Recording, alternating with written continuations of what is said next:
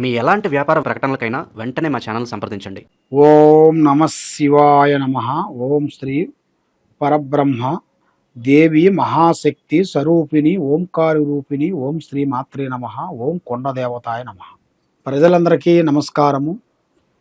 2025 October నెల. ఈ నెలలో ఈ 12 రాసులకి ఎలా జరుగుతుంది, ఎలా జరగబోతుంది, ఎలా ఉందనేది, స్థితిగతులు ఎంతవరకు వచ్చినాయనేది మనం ఈరోజు చెప్పబోతున్నాం. మరి జాతక బలము, జీవిత బలము, స్థాన బలము, పూజ బలము, యోగ బలం.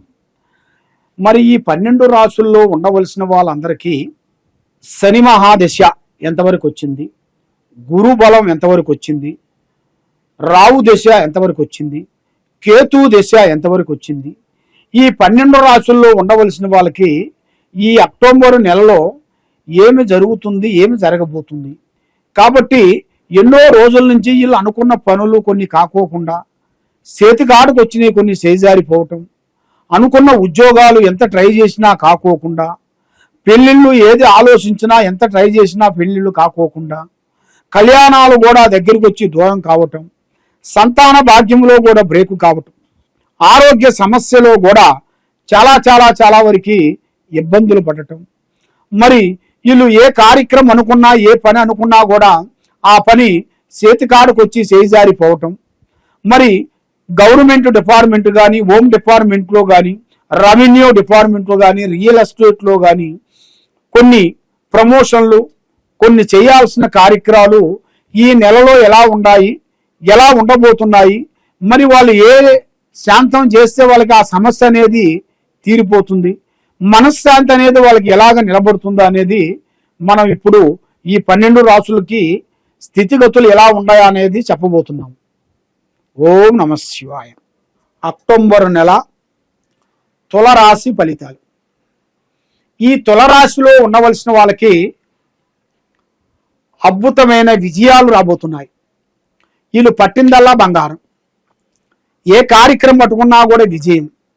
కానీ ఎంతలా కార్యక్రమం చేయాలనుకున్నా కూడా వీళ్ళు ఎక్కువ శాతం డేరు ఎక్కువగా చేరు. అంటే ధైర్యం ఉంటుంది. కాబట్టి ఎందుకులే మనకి అంత ఫాస్ట్గా వెళ్ళటం, దెబ్బతింటాం ఎందుకనేట్టుగా వెనక ముందు ఆలోచన చేస్తుంటారు.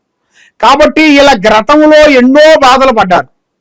ఇలా గతంలో కుటుంబం గురించి కానీ, అన్నదమ్ముల గురించి కానీ, అక్కజెల్లెళ్ళ గురించి కానీ, తల్లిదండ్రుల గురించి కానీ, ఇలా కొడుకుల గురించి కానీ, కూతుర్ల గురించి కానీ ఎన్నో బాధలన్నీ ఈపి మీద వేసుకొని, ఎన్నో బాధలు పడుతూ, ఎన్నో శికాకులు పడుతూ, ఆ బాధల్లో నుంచి బయటపడి ఇప్పుడు ఒక మంచి అవకాశం అనేది ఇలా జాతకంలో అనేది ఈ నెలలో అద్భుతమైన విజయాల్ని సాధించబోతున్నారు. మీ శత్రువులు మిత్రువుగా కాబోతున్నారు. కాబట్టి మీ శత్రువుల గురించి మీరు భయపడాల్సిన పనేం లేదు. ఎందువల్ల అంటే మీరు తప్పు చేస్తే భయపడాలి. తప్పు మీరు చేసింది కాదు. తప్పు కొన్ని కారణాల వల్ల మీ మీదకి వచ్చి పడిపోయినాయి. అంటే అది మీరు ఊహించని తప్పు. ఆ తప్పుని వాళ్ళు దాన్ని భూతద్దం వేసి, ఆ భూతద్దంలో చూసి చిన్న అక్షరాన్ని పెద్దగా చేసి చూస్తే ఎలా ఉంటుంది, భూతద్దం వేసి చూస్తే చిన్న అక్షరాన్ని పెద్ద అక్షరాలు కనబడతాయి. అలాగ పెద్ద అక్షరాలు వేసి మీకు మీ కుటుంబాన్ని మీకు మనశ్శాంతి లేకోకుండా, మీ బంధువుల్ని మీకు దక్కకోకుండా, మీ స్నేహితుల్ని మీకు దక్కకోకుండా, మీ స్నేహితులు కూడా మీకు మనశ్శాంతి ఉండకోకుండా చేశారు. కాబట్టి భగవంతుడు పిచ్చోడు కాదు. భగవంతుడు ఎవరికి ఎలాగ పెట్టాలి, ఎవరికి ఎలాగ దెబ్బతీయాలి, ఎవరికి ఎలాగ నష్టం చేయాలనేది ఆ భగవంతుడు రాసి పెట్టి ఉంచుతాడు. కాబట్టి కొన్ని మనుషులకి కొన్ని ఇబ్బందులు ఎదురైనప్పుడే ఆ బాధ్యత విధానం అనేది వాళ్ళకి ఎదురవుతుంది. ఆ బాధ్యత విధానం అనేది వాళ్ళకి ఎదురైనప్పుడే వాళ్ళకి ఆ బలుపు అనేది వెలుగుతుంది. కాబట్టి పడ్డవాడు చెడ్డవాడు కాదు. కాబట్టి ఏ కార్యక్రమైనా, ఏ పనైనా కానీ ఆచితూచి అడిగేయండి. తొందరపాటు వల్ల ఎన్నో తప్పుడు నిర్ణయాలు తీసుకొని మీ లైఫ్ని చెడగొట్టుకొని, స్నేహితుల మాట విని, స్నేహితులతో కొంత చెడు స్నేహాలు చేసి, వాళ్ళు మీకు బానిసను చేసి, మీకు చెడు వ్యసనాలకి మీకు పరిచయాలు చేసి, వాళ్ళ పరిచయాలతో మీకు మీ జీవితాన్ని, మీరు డబ్బుని, మీ హోదాని, మీ స్నేహాన్ని, మీ బంధుత్వాన్ని మీరు దూరం చేసుకున్నారు. కాబట్టి మళ్ళీ మీకు ఈ అన్ని మీకు దక్కే మార్గాలు మీకు దగ్గరికి వచ్చేస్తున్నాయి. కాబట్టి యత్నము ప్రయత్నము అన్నాడు. మానవ ప్రయత్నం అనేది మనం చేయాలి. మానవ ప్రయత్నము మనం చేయింది ఏది కాదు. కాబట్టి అందరూ బాగుండాలి, దాంట్లో మనం ఉండాలని కోరుకునే మనస్తత్వం కలిగిన వాళ్ళే ఈ తులరాశి వాళ్ళు. ఈ తులరాశి వాళ్ళు ఎదుటి మనిషి మన గురించి అనుకుంటాడో అని, ఎదుటి మనిషికి సహకారం చెయ్యాలని ఎన్నో విధానాలుగా బాధపడుతుంటారు. ఎన్నో కష్టాలకి, ఎన్నో ఇబ్బందులకి, ఎన్నో హాస్పిటల్కి, ఎన్నో డబ్బుల విషయాలు కానీ, ఎన్నో భూమి విషయాలు కానీ, ఎన్నో బంధుత్వాల్లో కొంచెం సమస్యలు వచ్చినా కూడా వీళ్ళు సహకారం ఎక్కువగా చేస్తుంటారు ఈ తులరాశి వాళ్ళు. ఎందుకని? మన బంధువులు, మన స్నేహితులు, మన బావ, మన స్నేహితులు, మన సటుగులు, మన వియంకులు అనేది అభిమానం అనేది ఉంటుంది. ఆ అభిమానం వాళ్ళు వచ్చారు కాబట్టి వాళ్ళకి మనం ఏదో ఒక సహకారం చెయ్యాలి, ఏదో ఒక హెల్పింగ్ చేయాలి. చేయకోకుండా ఉంటే ఇక మనం ఉండి లేనట్టుకే అని ఈ తులరాశి వాళ్ళు ప్రజాసేవ ఎక్కువగా చేస్తుంటారు. ప్రజాసేవ అంటే ప్రజలకి హెల్పింగ్ చేస్తుంటారు. మరి అలాగా ప్రజాసేవ చేసే వాళ్ళందరికీ ఒక మంచి చేసేవాడికి మనం సహకారం చేయాలి, ఒక మంచి పని చేసేవాడికి వాడికి మనం హెల్పింగ్ చేయాలి.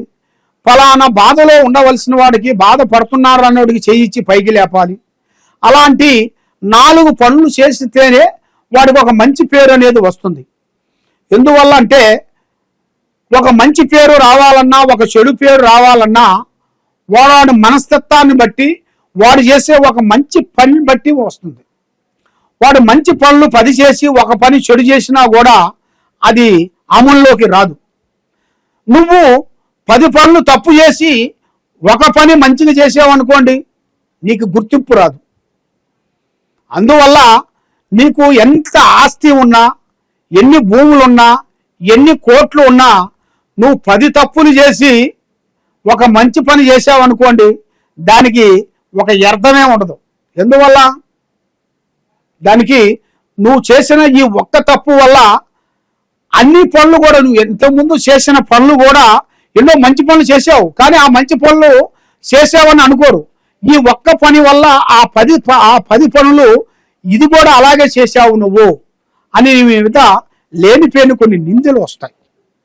కాబట్టి కొంత జాగ్రత్త మీరు తీసుకోవాలి.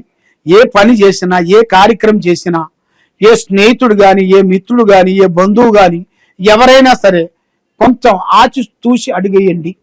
తొందరపాటు వల్ల ఎన్నో నిర్ణయాలు, తొందరపాటు వల్ల ఎంతో నష్టాలు.